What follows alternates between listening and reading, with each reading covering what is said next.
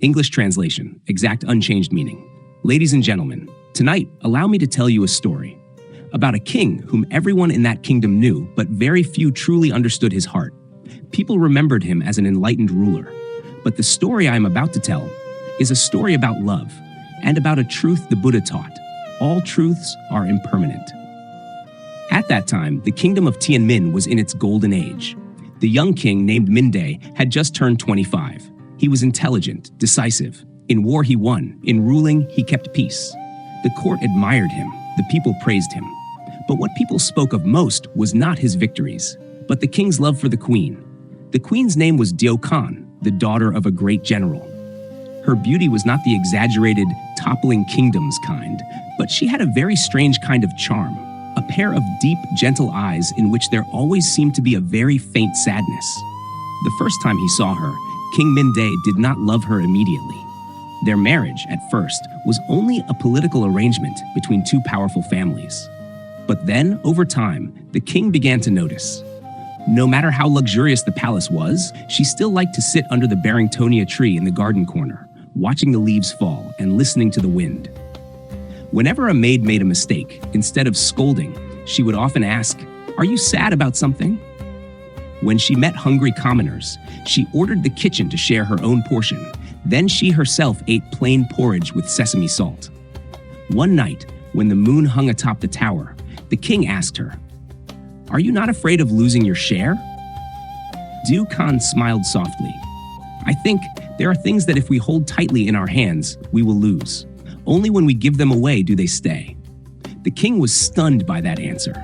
From that day, Minh began to love her. He loved her passionately, loved her so deeply that a vow arose in his heart: "I will keep her by my side forever." That love was not only between husband and wife, but also a harmony of souls. When discussing state affairs, Diệu often said, "I feel that the more your majesty tightens your grip, the more the people fear you. Fear is not respect. Tighten my grip?" The king asked again. "Yes, like water. When your majesty closes your hand, the water will spill out. When you open your hand, the water remains in your palm, even if you do not grasp it."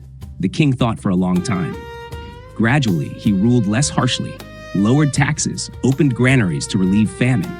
The people loved him even more, and in the king's heart, a great belief grew. If I am a good king, if I love her enough, I will keep everything: the land, the throne, and the one I love. He believed he could defeat time. But ladies and gentlemen, is there anything in this world that does not change? One autumn day, the leaves in the garden fell more than in previous years. Queen Diệu began to cough a lot. At first, only a few light coughs. Then the coughing fits grew long, breaking her breath, making her hold her chest whenever she spoke. The royal physician examined her. He hesitated, then knelt. "Your Majesty." Her Majesty has had cold invading the lungs for a long time and now has added exhaustion. The king frowned. "Can it be cured? If she rests and keeps her mind calm, it may improve." Diệu smiled. "I know my illness, physician. Do not deceive me."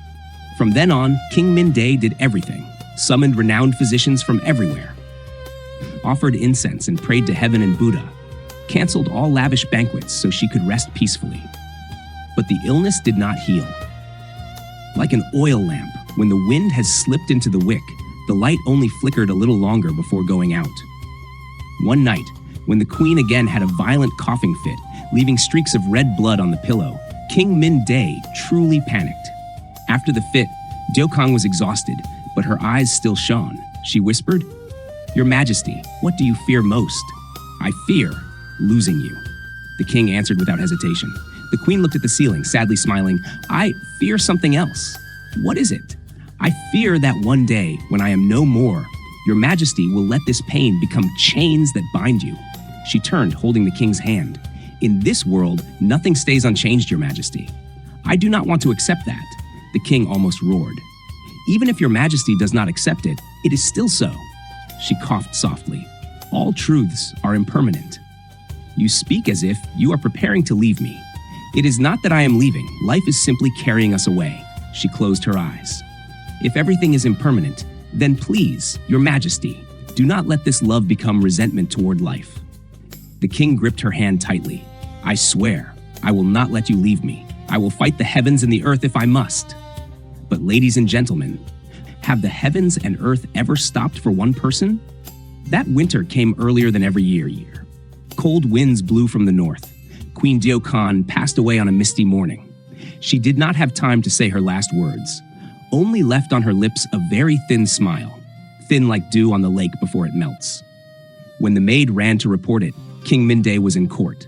Hearing the news, he said nothing, only walked straight out across the long corridor. Seeing her lying still on the bed, her eyes already closed, her thin hand still placed on her chest as if holding something invisible, the king suddenly felt as if the whole world had collapsed. He knelt down, embraced the cold body, calling her name. Diệu, I am here. There was no reply. Wake up, I have not given you permission to leave. Still no reply. People said that night, servants outside heard the king laughing, then crying, then murmuring, no, impossible, I am the king.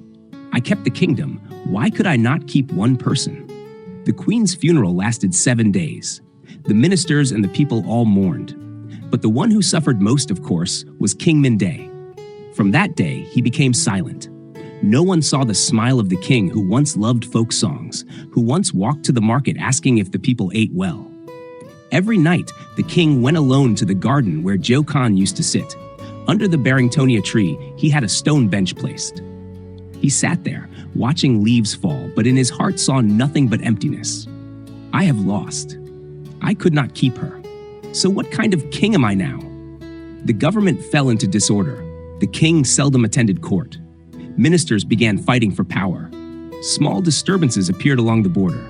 One day, the old prime minister entered the palace, knelt. Your Majesty, if you remain drowned in the past, not only will you be lost, but this entire kingdom will be lost with you. The king said coldly, without her, what meaning is there in ruling these things? To not betray the queen's heart. The prime minister replied, she is gone. But the love she had for your Majesty is still here. He pointed to the king's chest. Only, your Majesty is letting sorrow cover it. The king turned away. Your advice cannot help me. That night, Minh dreamed. He saw Diệu standing by the lake looking at him. When he rushed toward her, she only smiled and slowly backed away. He tried to move faster, but his legs were heavy like stone. When he touched her hand, her entire body dissolved into mist. The king awoke, drenched in cold sweat. Suddenly, her words echoed, all truths are impermanent. He clenched his teeth. If everything is impermanent, then is my love for her impermanent as well? That question, no one could answer. A year after the queen's death, news arrived at the palace. At the foot of the western mountain, there is a strange monk teaching the people, speaking about impermanence, suffering, and letting go. Many who listened felt their hearts lighten. Hearing this, Minh became strangely interested. One night, without telling anyone, the king disguised himself and rode alone to the mountain's foot. He stopped at a small thatched hut with a flickering light. Inside, a thin old monk was kindling a fire. Seeing a visitor, he pointed to the wooden platform. Sit down. The night is cold. The king sat silently, not revealing his identity.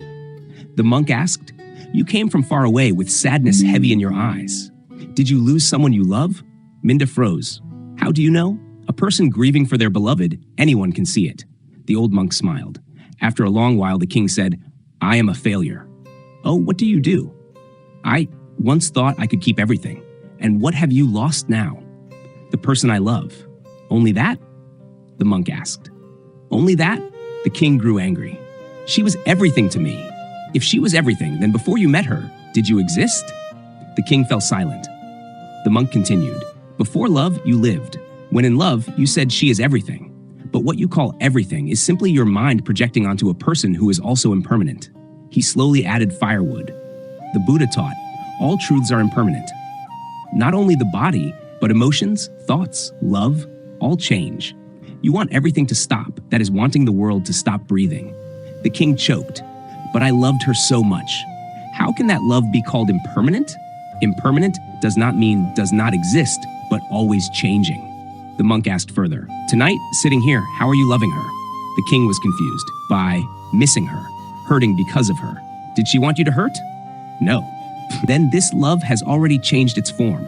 In the past, loving meant wanting the one you love to be happy. Now loving means holding on to your own suffering, blaming life, blaming the Buddha, blaming impermanence. That is no longer love, but attachment to a memory. The king looked at the fire before him. If I let go of this pain, am I betraying her? The monk gently shook his head. No. Letting go of suffering is not letting go of the one you love. It is returning her to the place where she belongs, in the most beautiful, brightest parts of your heart, instead of tying her to a shadow of sorrow. He looked straight into the king's eyes. Have you noticed? Since the day she died, you can no longer hear the laughter of your people. You lived a beautiful love with her for a few years. Then you used that pain to make thousands of others suffer. The king was stunned. The old monk slowly said, "If you truly love her, let that love become compassion, not an excuse for collapse." The king asked softly, "But how can one accept that one day everything will be gone?" A wave on the lake's surface does not last forever, but the water remains. Her image, her voice, her warmth are the waves. The true love within you is the water. The monk smiled. Waves arise and cease, but the water goes nowhere. Do you want to cling forever to a single wave, or learn to recognize the water in every river, every rain, every drop of morning dew? Minh was silent for a long time. He remembered Diệu smile when she shared food with the poor, remembered her eyes when she spoke of orphans, remembered her words. Some things only stay when you give them away. Suddenly, the king bowed deeply before the old monk. Please teach me how to love a person in impermanence. The monk nodded. Start by loving what she once loved. Love the people as she did. Loosen policies as she once advised. And whenever you are about to do something selfish, ask yourself, if Diệu were here, how would she look at me? The king trembled slightly. The monk added, the day you stop blaming impermanence is the day you truly understand the Buddha's teaching. Since the day he returned to the palace, the court saw a strange change in King Minh. It was not that he immediately became cheerful, smiling as before. Sorrow does not disappear so quickly, but his eyes were less dim, less lifeless. He listened more, grew angry less, and began to care again about small matters in the court and among the people. He reduced taxes in drought-stricken regions, ordered more granaries built to relieve hunger, opened a school for orphans in the capital, named Diệu Hall.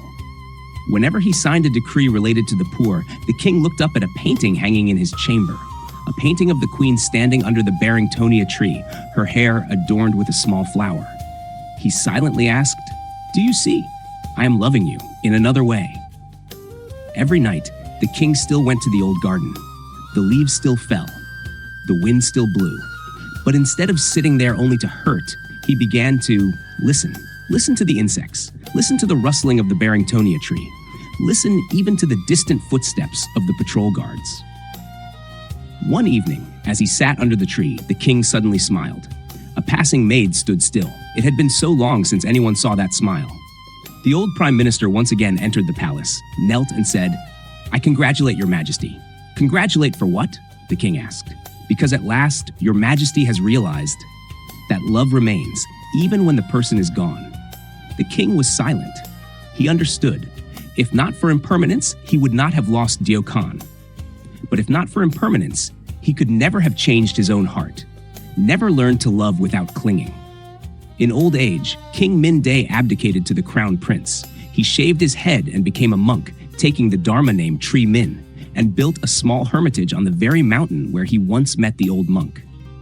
People said that before passing away, Tree Minh asked his disciples, "Are you afraid of impermanence?" One replied, "Yes, we are." He smiled gently. "I am grateful for impermanence. If not for impermanence, I would have forever remained a king clinging to loss, blaming heaven and Buddha. If not for impermanence, I would not have known that death cannot take true love away. It only takes the form we mistakenly cling to." He closed his eyes and took one last deep breath. Wind swept across the hermitage roof, carrying the distant sound of a bell. Ladies and gentlemen, the story of King Minh and Queen Diệu may end here. But perhaps what remains is not the sadness of separation, but a gentle and profound lesson. This body is impermanent. Emotions are impermanent.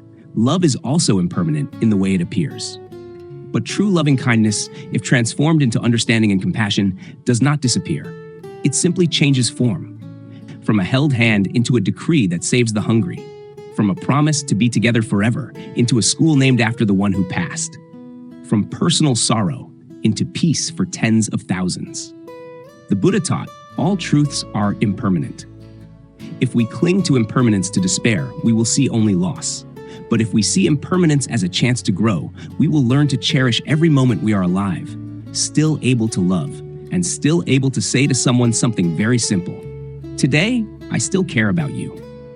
Tonight, if you are missing someone far away or afraid that one day you will lose someone you love, please gently ask yourself, if tomorrow we must part, today, how do I wish to love them? And if tomorrow morning you wake up and can still smile at the person you love, or at a stranger you happen to meet on the road, then please remember, within that impermanence, you have just touched a very real miracle. The miracle of a love that knows it will fade, yet still gives itself gently.